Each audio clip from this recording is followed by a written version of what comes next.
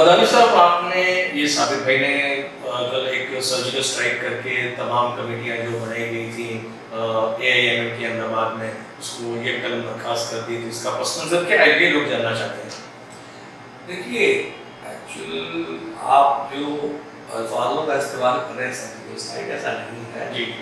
सियासत की दुनिया में ये सारी चीज़ें होती रहती हैं और ये आम है। ये आपको सारी पार्टियों में देखने मिल जाएंगी कि जब बॉडी का रिशफलिंग करना होता है या और ज़्यादा काबिल लोगों को काबिज करना होता है पार्टी में, तो उसके लिए रिशफलिंग करना ज़रूरी है।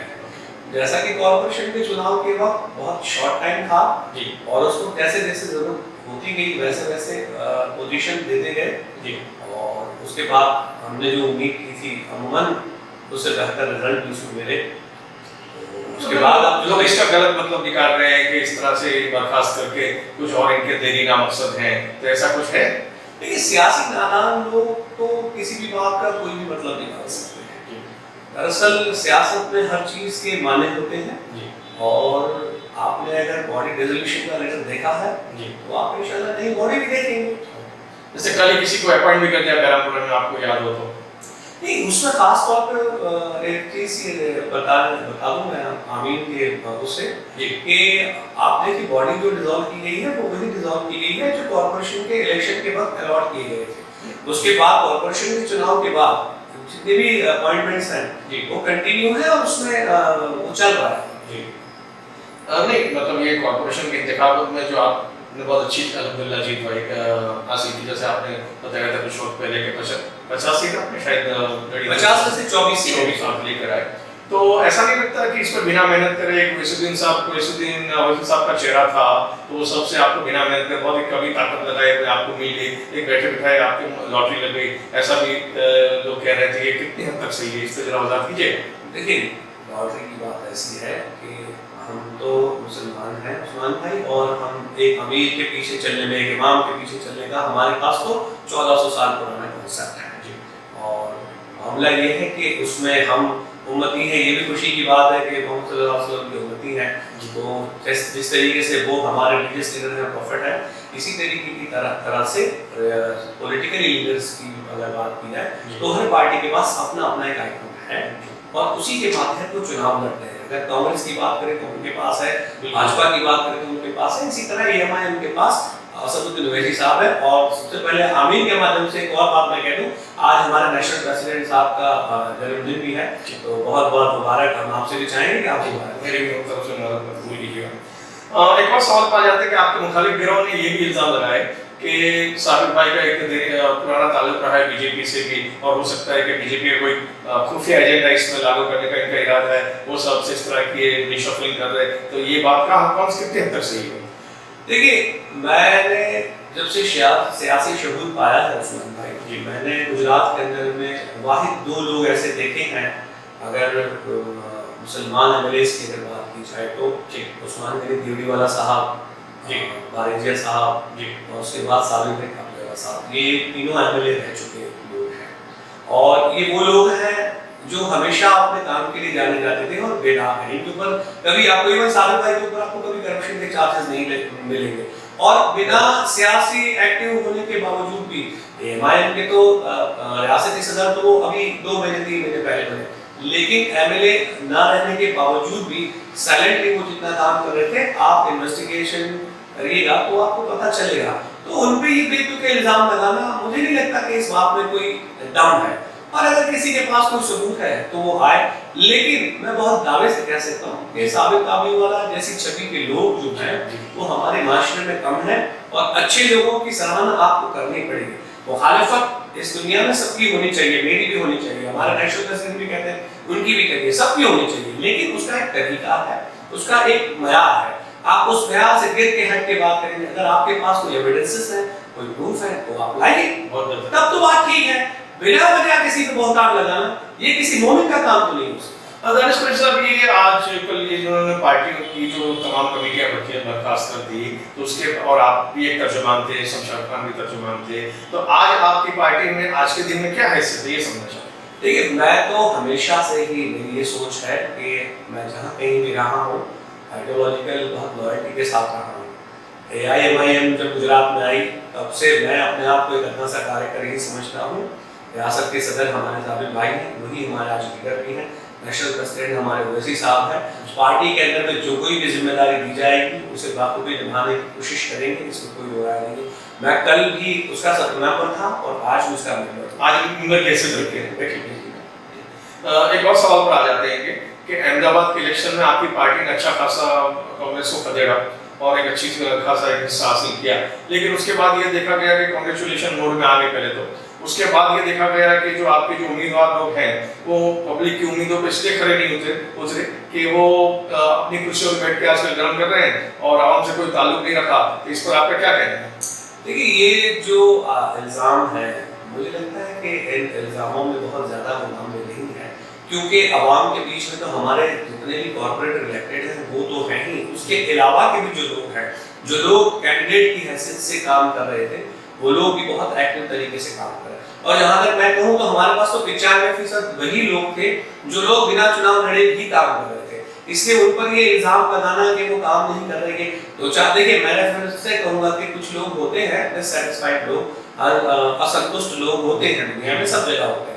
तो अगर आप बात कर रहे हैं कि भाई काम नहीं कर रहे, तो ऐसा कुछ भी नहीं है। इस बार पहली बार हुआ कि कॉर्पोरेशन के बजट के अंदर में हमने ये मांगे रखी कि माइनॉरिटी डोमिनेटेड इलाके जितने हैं, SC डोमिनेटेड इलाके जितने भी हैं, उसके अंदर में प्राइमरी सुविधा से लेके हाईटेक सुविधा के लिए हमने जनरल बजट मांगा। वरना अब तक ये होता था कि कॉर्पोरेटर जो है वो छोटे-छोटे अपने बजट में से कहीं वो कचरे के डिब्बे देते थे, कहीं बैठने के लिए बाकड़े दिया करते थे और बहुत बड़ा अगर तो बेचारा काम करते तो गली मोहल्ले के नाके पे एक बोर्ड लगा देते कि ये जो है ये फलाने जगह है। नहीं, बहुत अच्छा मुद्दा आपने उठाया, हम ये आपको भी कर लीजिए। तो अब सवाल ये है कि हमने पहली बार ये कहा कि अहमदाबाद म्युनिसिपल कॉर्पोरेशन जो है वो ग्रेवयार्ड अलॉट करे, जो आज तक की सियासी किसी पार्टी ने नहीं मांगा, हमने मांगे। हमने जुहापुरा, मुक्तमपुरा, विजयपुर, सरकेट, इवन गोमतीपुर, बापूनगर, रखियाल में और सेंट्रल जोन के अंदर में जहां-जहां पानी की किल्लत है, जहां-जहां ड्रेनेज की किल्लत है, उसके लिए हमने जनरल बजट की डिमांड रखी, जो 70 सालों के इतिहास में आज तक नहीं हुआ। हालांकि हम जानते हैं कि लड़ाई छोटी नहीं है, लड़ाई लंबी है। हमने ये बात अहमदाबाद म्युनिसिपल कॉर्पोरेशन में रखी है, जिसका 10,000 करोड़ का सालाना बजट है। आइंदा के दिनों में हम अपने तरीके से पूरी ताकत लगा के ये मांग रखेंगे कि जनरल बजट में से हमें हमारी हिस्सेदारी मिले, जो प्राइमरी सुविधाएं, जो प्राथमिक सुविधाएं वो मिले। और अगर वो देने में सरकार आनाकानी करेगी, तब हम लोगों को साथ लेके जन आंदोलन भी करेंगे। आप देखिए। नहीं, मैं यहाँ रोकना चाहूंगा आपको कि आपने जैसे कि अर्ज किया कि आपने काफी अच्छा बजट की मांग की हो, मांग अपनी जगह है, कबूल करना है ना करना सरकार का उसके स्तर की बात है, लेकिन जो आपने जैसे 5 लाख की जो आपकी ग्रांट आती थी इनकी कॉर्पोरेट की, तो वो आपने कोई मुस्लिम इदारे या ऐसे इदारों की मदद करने की जगह डायरेक्टली कॉर्पोरेशन को उसके स्तर पर दे दी कि आप चाहे एक्स्ट्रा से इस्तेमाल करें। तो ये क्या बात हुई? जैसे कि सरखेज, जमालपुर और उस पर मक्तमपुरा में खास ये बात हुई, तो इसके ऊपर भी वजाहत कीजिए। देखिए, मैं आपको एक बात बताऊं, इसमें भी थोड़ा सा समझने में फर्क आ रहा है लोगों को। कॉर्पोरेशन जो है वो जोन्स में डिवाइड है, अगर आप समझे तो मध्य जोन, पूर्व जोन, पश्चिम जोन, सेंट्रल जोन, इस तरीके जोन में डिवाइड है। और आप देखिए कि जहां-जहां कॉर्पोरेटर इलेक्ट हुए हैं, वो वही इलाके हैं जहां आपका डोमिनेशन है। ठीक है, अगर आपका डोमिनेशन नहीं होता तो आपके लोग नहीं आते। आप सपोज मान लीजिएगा कि मध्य जोन में किसी ने वो डोनेशन दिया है, तो वो जो डोनेशन है उसका इस्तेमाल मध्य जोन में ही होना है। अगर नए पश्चिम जोन में दिया है तो उसी जोन में होना है जहां के वो काउंसिलर है, तो उसका सीधा डायरेक्टली या इनडायरेक्टली बेनिफिट उसी आवाम को मिलेगा जिस इलाके से, जिस वार्ड से ये लोगों ने उनको इलेक्ट करके भेजा है। तो इन चीजों को समझने की जरूरत है। दूसरी बात कि इससे हटके अगर कोई 10-20% कोई बेनिफिट और कोई भी अगर ले जाता है तो इंसानियत का तकाजा है। हमने ये कहा है कि हम ये बजट मेडिकल सुविधाओं के लिए दे रहे हैं। जैसे कि मान लीजिए कि अगर मक्तमपुरा की और वहाँ की हम बात करते हैं, वहाँ जो 2 एक अस्पताल काम कर रहे हैं, आमिना खातून है या और दूसरे कोई भी, तो यहाँ आप देखिएगा कि गैर मुसलमान भी वहाँ फायदा उठा रहे हैं। इंसानियत के तौर पे आपको देना जरूरी है। क्या हम ये कह सकते हैं कि नहीं, हम किसी गैर मुसलमान को या दाखिला नहीं कहा जा सकता, ना दीनी एतबार से ना दुनियावी एतबार से। इसीलिए हम ये कहते हैं कि इसको इस नजरिए से देखने के बजाय जिस जोन के लिए अलॉट किया है वो जोन देखिए और उस जोन में कौन फायदा उठा रहा है वो आपको पता चल जाएगा। यानी आप एक उसी सोच के हामिल होते हुए इस तरह से कहना चाहते हैं कि ये सभी आवाम को, जैसे कि जो भी उस इलाके के बाशिंदे उन्हीं को इसका इस्तेफादा कर सके, इसीलिए इसलिए दिया। इसमें कोई मखसूस देने की कोई गुंजाइश उस जगह को नहीं महसूस हुई, उसके लिए काम किया। देखिए बिल्कुल, मैं आपको बताऊं, जैसे अगर जमालपुर की बात करें तो जमालपुर में हमारे पास पूरी पैनल है, तो क्या आप बताइए अगर जमालपुर वार्ड के लिए अगर डोनेशन दिया जाता है तो कॉर्पोरेटर सिर्फ उन्हीं के नहीं है जिन्होंने वोट दिया है, कॉर्पोरेशन तो उस पूरे वार्ड में बसने वाली पूरी आवाम जो उसी के हैं, उनकी भी अगर जो कुछ दिक्कतें हैं, कुछ परेशानियां हैं, अल्टीमेटली आएंगी तो वो नहीं कॉर्पोरेटर के पास। तो क्या उनको ये कह के मना कर दिया जाएगा कि नहीं आपने हमें वोट नहीं दिया था, जो अब तक भाजपा कांग्रेस करती आई है, या हम इंसानियत भी भूल जाएंगे कि नहीं आप हमारा मजहब या हमारे मजहब से इत्तेफाक नहीं रखते इसलिए हम आपकी मदद नहीं करेंगे। तो इंसानियत का तकाजा है। आपके यहाँ तो एक नॉन मुस्लिम लेडी की बात है, यकीनन, और एक हारे पारुल बहन जो हारी बहुत माइनॉर वोटों से हारी, और हम तो ये चाहते हैं उस्मान भाई कि जितने भी पॉलिटिकल विक्टिम्स कम्युनिटीज हैं, चाहे वो मुसलमान हो, दलित हो, आदिवासी हो, ओबीसी हो, उनकी आबादी के मुताबिक उनकी सत्ता में हिस्सेदारी होनी चाहिए। और इन चीजों से बाहर निकलकर जब तक हम यूनाइट नहीं होंगे तब तक आप सत्ता में नहीं आ सकेंगे। ये चीजों को आपको समझना पड़ेगा। काफी सवाल आ जाते हैं इसके, जैसे कि इकबाल का एक शेर है कि बदन मशरिक जो ज़माना मशरिक है वो एक बदन की तलाश में है। इस तरह से कुछ यहाँ पे भी कुछ इफेक्ट होता है वो इस तरह से कि जैसे कि एएनएम के जो लोग भी नौजवानों ने मिल्लत के लोग आपके अंदर शामिल हुए, वो कुछ ऐसे लोग देखे गए कि जो एक पोस्ट की तलाश में थे और एक एआईएम ने उसको फराहम कर दी, वो बैठ भी गए, कई तरीके से इलेक्ट भी हो गए, बड़े ओहदे भी, दूसरे का जो नहीं इलेक्ट उनको ओहदे भी मिल गए, लेकिन अब उन्हें रहनुमाई नहीं है कि किस तरह से आगे ले जाना है मिल्लत को। तो ये आप मानते हैं ये बात सही? देखिए मैं यूनिवर्सली इसका जवाब दूंगा कि उस्मान भाई हमें एक बात बहुत अच्छे से समझ लेनी चाहिए कि हमारी मेंटल प्रिपरेशन इस तरीके की होनी चाहिए कि मेरी जो भी कुछ काबिलियत है, लेकिन अगर मुझसे बेहतर काबिल कोई आदमी आता है तो मुझे उसके लिए वो जगह खाली करनी चाहिए, क्योंकि अगर वो मुझसे ज्यादा काबिलियत रखता है तो वो ज्यादा कौम की फलाही कर पाएगा, वो ज्यादा कौम की खिदमत कर पाएगा, वो ज्यादा कौम को मुनाफा पहुंचा पाएगा। और अगर मैं ये सोचूं, मेरा मफाद सोच के जब मैं बैठ जाता हूं ना, तभी ये सारे मामले खड़े होते हैं। हमारे यहाँ बर्दाश्त के मामले बिल्कुल नहीं है, लेकिन मैं बहुत खुश हूँ पिछले 2 दिनों से जो कुछ भी चल रहा है और जिस मामले को लेकर आपने इंटरव्यू रखा है कि आज सबसे बड़ी बात यह है कि नौजवान वर्ग जो 18 से 30 साल का नौजवान वो सवाल करने के मूड में आया है, जो 60 साल पे सवाल नहीं कर रहे। बहुत अच्छी बात है। हम आपसे अमीन मीडिया के माध्यम से बिल्कुल साफ तौर पे कहना चाहते हैं कि आप किसी भी तरीके की गलतफहमी में मत रहिएगा। साबिर भाई बहुत अच्छे आदमी हैं, उनसे आप पर्सनली मिलकर बात करिएगा, आपकी जो कुछ भी दिक्कतें हैं इंशाल्लाह आपको बिल्कुल सेटिस्फेक्शन मिलेगा उनसे बात करने का। लेकिन अगर हम सोशल मीडिया में या सोशल मीडिया के बाहर और किसी प्लेटफॉर्म में हम डिस्कस करते रहेंगे तो आप समझिए जिसके लिए डिस्कस कर रहे हैं अगर उन्हें ही नहीं पता तो आपको दानिश साहब एक और सवाल हाथ लगे याद आ गया तो वो सोचता हूँ कि वो भी पूछ ही लूँ कि मिसाल के तौर पर ये जो सोशल मीडिया इस ज़माने में हम देख रहे हैं वो बड़ा एक्टिव रोल है, और आज का जवान जो है, चाहे कोई भी पार्टी का, आपकी पार्टी से ये मुखातिब नहीं हूँ पर तमाम पार्टियों से मुखातिब, एक ये जो नौजवान मिल्लत है, ये आज एक सवाल पूछना इसने शुरू किया है, और आज तक ये ऐसा कुछ मामला था नहीं, ऐसा प्लेटफॉर्म नहीं था, ऐसा स्टैंड नहीं था उसके पास कि जहाँ से वो ये बात कर सके। तो ये 70 साल में शायद पहली बार हुआ है कि ये सवाल पूछने लगा है। मिसाल के तौर पे इंटरव्यू भी इसी की वजह से अमल में मैंने जैसे आपको पहले अर्ज किया, तो इस पर कुछ कहिएगा। देखिए जमहूरियत में जो है सवाल करना सबसे बड़ा मामला माना जाता है।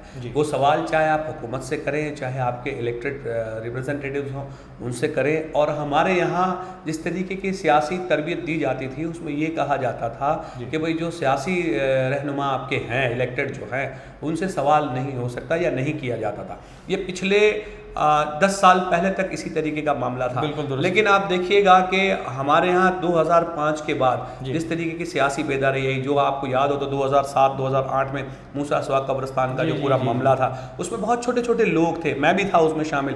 आपकी भी एज शायद 10-15 साल पहले की होगी, उसमें भी आप आमीन की तरफ से कवर करने आए थे, मुझे याद है अच्छे से। तो वहाँ से शुरू हुआ है और आप छोटी छोटी चीज़ों में आप देखेंगे तो नौजवान आगे आ रहा है। ये बहुत खुशी की बात है कि नौजवान आगे आ रहा है। शायद जिसकी समझ जितनी है वो उतने सवाल पूछ रहा है, लेकिन सवाल पूछ रहा है और अब जवाब देने का मामला आ गया। अब ऐसा नहीं है कि अब अगर आप एमएलए हैं तो आप साहब हैं और आप जवाब नहीं देंगे और आप आएंगे तो सब खड़े हो जाए, यकीनन आपका इस्तकबाल, आपका वकार, आपकी इज्जत अपनी जगह पर है, लेकिन जब आवाम की बात आएगी तो आपको जवाब देना पड़ेगा। आज इतने सालों के बाद अब आप देखिए, पिछले 1 साल 1.5 साल से अब विधानसभा के भी वीडियो आने लगे हैं कि मुस्लिम रिप्रेजेंटेटिव असेंबली में क्या बोल रहे हैं। अब से पहले हमने इस तरीके के वीडियोस भी नहीं देखे थे। नहीं, तो मैं ये तो जो हाँ कहिए, आप पूरा कर लीजिए फिर मैं ये जो बेदारी है ये बहुत अच्छा सिम्टम्स है, माशरे की फलाही का एक सबूत है, ये नींव है और ये आगे जाके मजबूत होगी और इंशाल्लाह अच्छे लोग रिप्रेजेंटेशन में आएंगे तो काफ़ी मामले सुधर नहीं, जाएंगे। मतलब ओवर एक्टिव सा मामला हो गया है, जैसे कि सियासतदान जो थे कि हाई कोर्ट पहुंचते हैं, वहाँ से भी ऑर्डर्स लाते हैं, अगर एग्जीक्यूटिव पर अमल नहीं करती तो ये एक बहुत अच्छा ट्रेंड इसको तरीके से मैं इसको लेता हूँगा। और आपके भी एमएलए जब भी इंशाल्लाह गुजरात में आएंगे तो शायद इसी तरह से काम करेगा और इस तरह जवाब देंगे, ये उम्मीद रख सकते हैं इंशाल्लाह ज़रूर। जैसा कि आप देखिए उस्मान भाई, मैं आपको बता दूं कि ये जो हाई कोर्ट में जाने वाला मामला है, तो आज मेरी उम्र करीबन 40-42 साल की होगी, शायद ये काम तो हम 25-28 साल के थे तब से कर रहे थे। बिल्कुल दुरुस्त। हमारे लिए नुकसान ये हुआ कि सो कॉल्ड सेक्युलर पार्टी ने तीसरी और चौथी पास जो हमें नेता दिए, उसकी बदौलत, जिनको सीखने में 10-10 15-15 साल निकल गए, उसकी बदौलत जो नुकसान हुआ उसका खामियाजा हम भुगत रहे हैं। अगर 2007 से ये कोर्ट जाना शुरू करते और डायरेक्शन लेना शुरू करते, असेंबली के पावर्स क्या हैं, एमएलएस के पावर क्या हैं, वो समझना शुरू करते, तो आज हम एक बहुत बड़ा वो सफ़र काट चुके होते। लेकिन इंटेंशनली हमें जिस तरीके की अपाहिज लीडरशिप दी जाती है, जानबूझकर सभी पार्टियों की मैं बात कर रहा हूँ, मैं मुखालिफत की बात नहीं कर रहा हूँ, तो वहाँ जो मामला है, हम ऐसा चाहते हैं कि मेरिट के ऊपर लोग हैं, जिसकी जितनी काबिलियत है वो उतना आगे जाए, तभी वो आवाम को जो है फायदा पहुंचा। राय दुरुस्त है, जहाँ कहीं भी हुआ शुरू हुई एक पहल है, हम वेलकम करते हैं उसका पॉजिटिव साइड पे हम इसको देखें। लेकिन नुकसान का एनालिसिस करना हमारा काम भी है। हम सियासी पार्टी है तो हम नुकसान का भी तो एनालिसिस करेंगे कि अल्टीमेटली हमें नुकसान क्यों और कैसे हुआ। बहुत